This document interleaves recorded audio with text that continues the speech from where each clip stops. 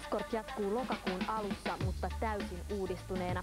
Tervaniemi on taakse jäänyttä elämää, samoin seurantakamerat ja pudotukset.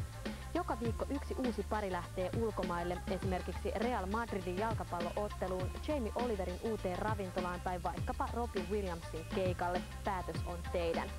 Ilmoittautumisaika on käynnissä ja muistakaa, alaikäraja on 18 vuotta, mutta yläikärajaa ei ole. Lisätietoja ohjelmasta ja ilmoittautumisesta osoitteessa www.mtv3.fi/escort. Ja jälleen kerran nopeat syövät hitaat myös Escortissa. Uudet ulkomaiset sarjat Maikkarin syksyssä.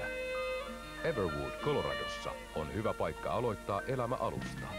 Sen huomaa tohtori Andy Brown, joka vaimonsa kuoleman jälkeen muuttaa sinne lapsineen.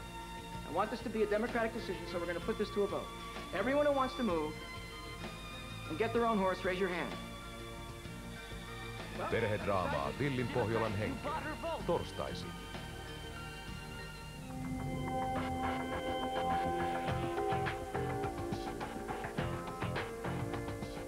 John Doe pestautuu erikoisten kykyjensä ansiosta Seattlen poliisin palvelukseen. Hän tietää kaiken, paitsi sen tärkeimmän. Kuka hän itse on? Mies vailla nimeä. Jännitystä tiistaisin.